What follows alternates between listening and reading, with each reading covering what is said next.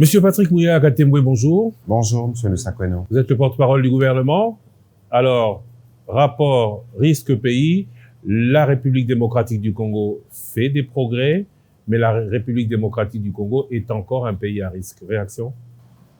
Écoutez, il n'y a pas de pays, à mon avis, qui soit à risque zéro, parce qu'il y a toujours des impondérables qui peuvent rentrer en compte lorsque vous faites une analyse économique de manière globale. Sinon, il y aurait des pays parfaits où il n'y aura aucun problème. Mais ici, il faut noter que la République démocratique du Congo est cette fois-ci résolument engagée vers une dynamique positive. Il faut regarder les rapports de l'année dernière. On était à 5,1, nous sommes à 5,4. Lorsque vous regardez les différents rapports qui ressortent ou les différentes évaluations qui viennent des institutions, notamment les Fonds monétaires internationaux ou la Banque mondiale, vous voyez clairement que nous sommes dans une dynamique positive.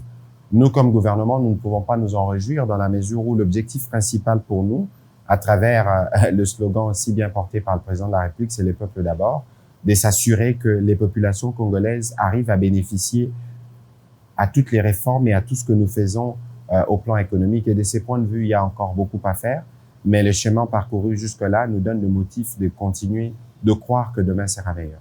Alors, je vais lire un extrait de l'article ou du rapport. Perspective stable à court et long terme, progrès en termes de performance macroéconomique, dans la gestion des finances publiques, en termes de solidité du système financier, mais les risques politiques sont à 3,8%, à 3,8%, ça veut dire très en deçà de la moyenne.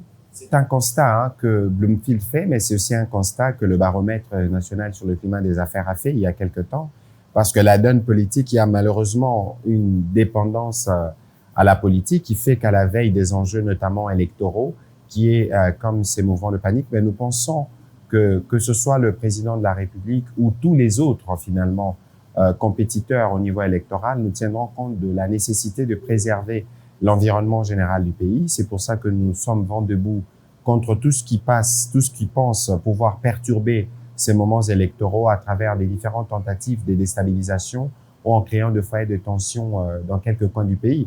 Ici, Christian Lusakweno, il faut savoir que ce pays, notre bilan sera le point de départ de nos opposants dans l'hypothèse où ils arrivaient à nous remplacer, c'est que je doute fort, après les prochaines élections.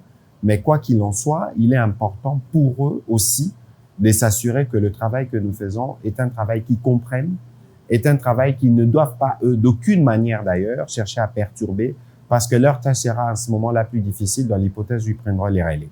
Et donc, ici, nous avons conscience de ces difficultés.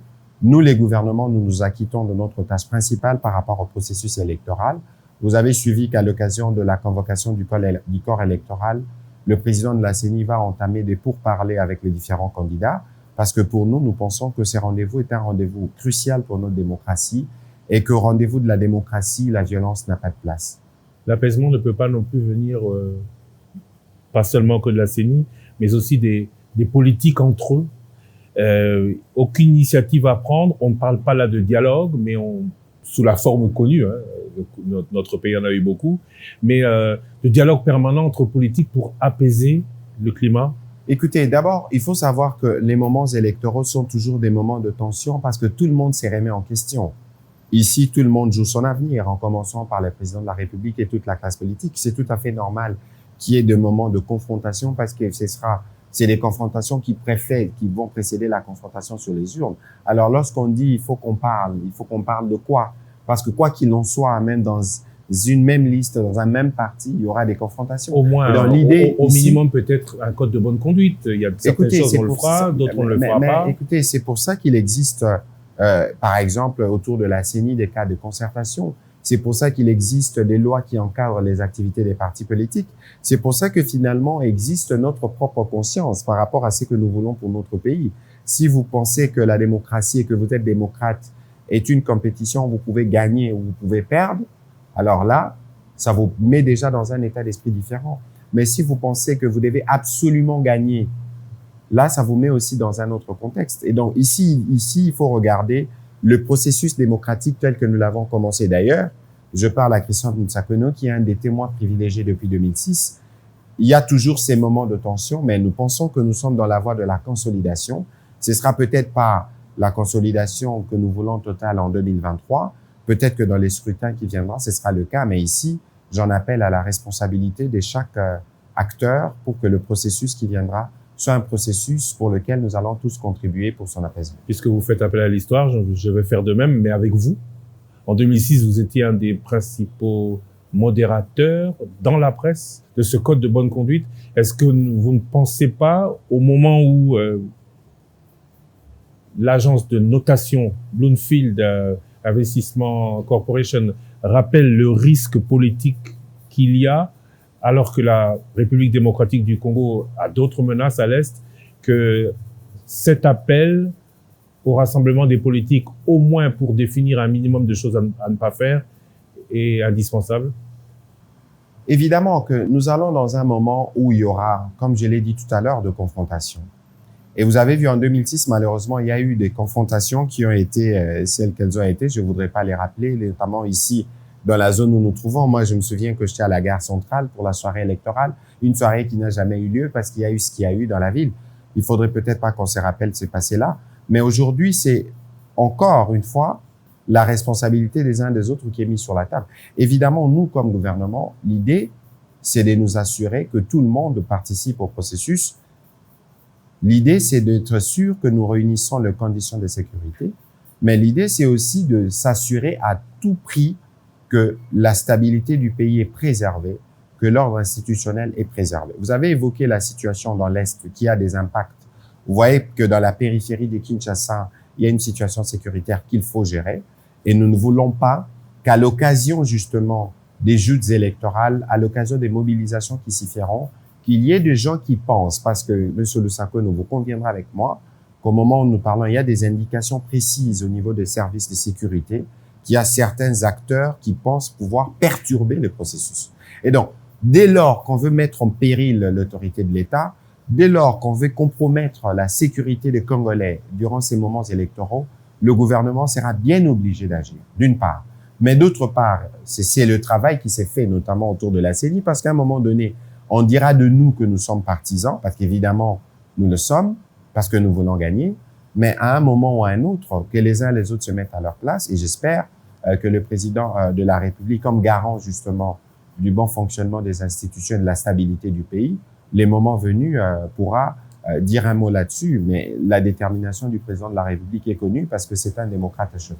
Revenons sur ce rapport risque-pays.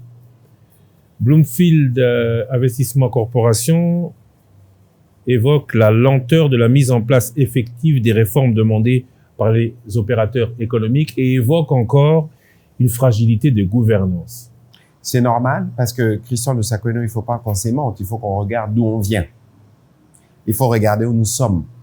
Nous avons la volonté politique qu'il faut pour faire avancer, mais regardez l'état de notre administration. Regardez les vieillissements de nos fonctionnaires. Regardez aujourd'hui la nécessité, l'une des réformes principales d'ailleurs sur laquelle nous travaillons, c'est la numérisation. C'est la dématérialisation, c'est ce qui va nous permettre d'engranger beaucoup d'évolutions en même temps. Mais pour y arriver, il faut se préparer. Et c'est pour la première fois dans ces pays que nous avons un ministère dédié au numérique. C'est vous dire que nous avons pris conscience et nous travaillons parallèlement avec le ministère du numérique, mais aussi avec le ministère de la fonction publique pour mettre à la retraite. Mettre à la retraite, faire un recrutement, assurer une formation. Ce n'est que de cette manière que nous pourrons répondre véritablement aux défis qui sont les nôtres. Parce que la volonté politique à notre niveau ne suffit pas, mais il faut préparer les administrations à être compétitifs. Il faut les numériser pour que nous puissions être sûrs que nous assurons les contrôles. Et il y a de progrès. On vous a parlé des logirades tout à l'heure et d'autres solutions qui sont mises en place, notamment au niveau du ministère des Finances. Et nous allons continuer dans tous les secteurs. On ne nie pas les progrès, on dit qu'ils sont lents. Écoutez, après, ça dépend de quel bord vous vous trouvez. Parce que vous savez, Monsieur Lusakone, je parle de Bloomfield. Je parle de Bloomfield Investissement Corporation. Nous faisons agence de notation jugée le plus neutre possible, qui a aucun intérêt à nous ne sommes pas en train de remettre en cause le travail qui a été fait. Mais ici, je vous ai dit tout à l'heure que le président de la République lui-même, de manière inédite d'ailleurs, a assisté à ces dialogues qu'il y a eu autour du baromètre national sur le climat des affaires, qui revient plus ou moins sur la même question. Je vous dis ici que nous avons la volonté politique qu'il faut pour donner les dynamismes au départ. C'est ce que nous faisons, on donne l'impulsion, mais il y a des réalités qui sont liées notamment à la qualité de notre administration, aux exigences du monde au XXIe siècle qui nous imposent une certaine adaptation. Et vous savez aussi que les réformes ne sont pas toujours faciles à faire passer. Et donc, nous sommes dans un contexte où, lorsque justement, par obligation de transparence, nous organisons une conférence sur le risque pays, lorsque nous parlons de ces choses qui ne sont pas toujours favorables vis-à-vis de nous, gouvernements, c'est pour vous montrer qu'on a pris conscience, c'est pour vous montrer que nous, on est disposés et que nous travaillons pour que justement lenteur soit remplacée par célérité demain, mais avec un personnel qualifié, un personnel qui comprenne les enjeux et qui évolue au rythme dans lequel nous devons évoluer. Monsieur Patrick Moya, je rappelle que vous êtes le porte-parole du gouvernement, ministre de la Communication et des Médias. Je vous remercie. C'est moi qui vous remercie.